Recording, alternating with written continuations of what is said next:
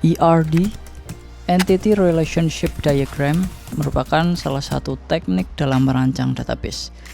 Dalam membuat sebuah sistem informasi, kita membutuhkan database.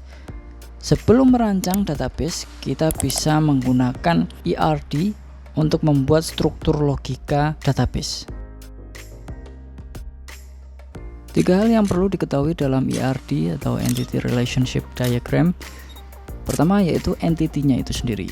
Entity merupakan objek yang akan disimpan. Nah, contohnya mahasiswa, mata kuliah, buku, dosen, dan ini digambarkan dengan persegi panjang.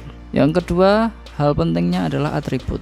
Hal-hal yang berada di dalam entity yaitu seperti mahasiswa, di dalamnya ada NIM, ada nama, alamat. Kalau di dosen mungkin bisa NIP, NIDN, nama, alamat juga.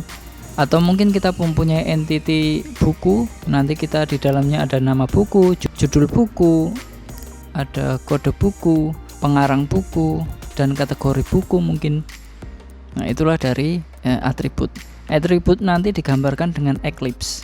Lalu di dalam atribut kita juga harus memilih namanya primary key. Primary key ini tujuannya untuk menghubungkan satu entity dengan entity yang lain. Nanti digambarkan eclipse dengan garis di bawahnya.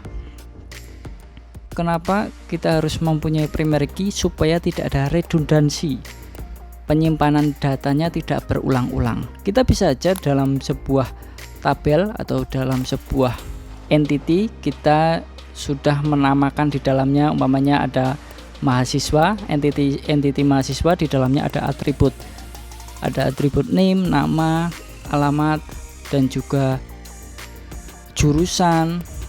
Di dalamnya juga ada kelas, tapi itu semua akan boros data dalam penggunaan data. Maka dibutuhkan namanya primary key ini untuk menghubungkan antara satu entity dengan entity yang lain. Lalu juga yang ketiga adalah relasi atau relationship, hubungan antara entity dengan entity yang lain. Itu digambarkan dengan relationship. Contohnya adalah mahasiswa, entity mahasiswa dengan entity mata kuliah. Relasi antara mahasiswa dan mata kuliah, contohnya untuk mata kuliah pilihan ya, berarti mahasiswa mengambil mata kuliah. Mahasiswa mempunyai primary key yaitu NIM, dan mata kuliah harus juga mempunyai primary key yang namanya kode mata kuliah. Nanti kita bisa relasikan. Nah, lalu ada juga dosen. Apa hubungannya dosen dengan mata kuliah? Yaitu berarti dosen mengampu mata kuliah tertentu. Jadi relasi antara dosen dengan mata kuliah adalah mengampu.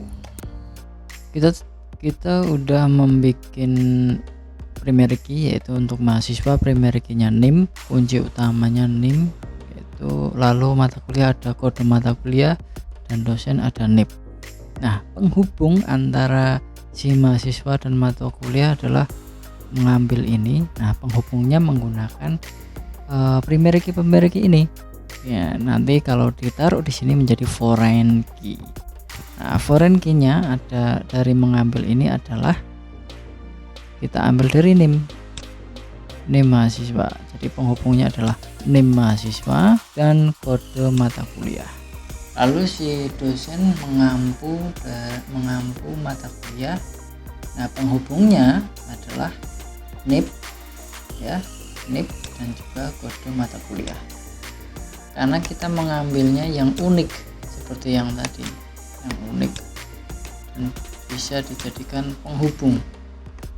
Dalam membuat ERD juga dipikirkan adalah relasinya antara one to many atau many to many. Kalau kita lihat di sini, kita lihat mahasiswa dengan mata kuliah adalah many to many, dan dosen dengan mata kuliah adalah many to many juga. Banyak dosen mengampu mata kuliah tertentu. Umpamanya dosen mengajar APSI, bisa juga dosen lain mengajar APSI.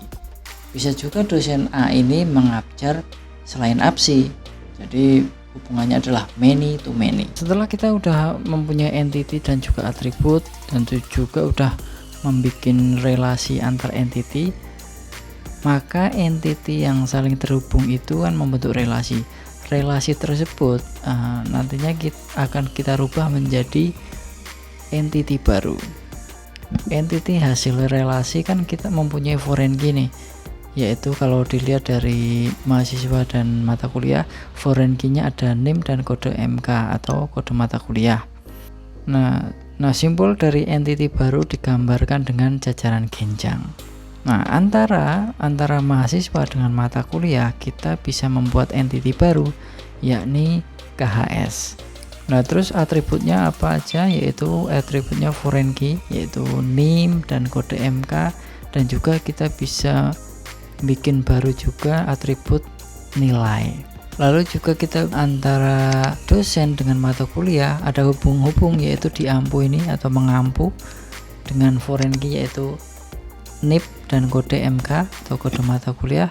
Kita juga bisa membuat entity baru dari sini, dari diampu ini berubah menjadi entity baru, yakni entity jadwal kuliah dengan isinya bisa NIP, kode mata kuliah, hari, jam, dan ruang.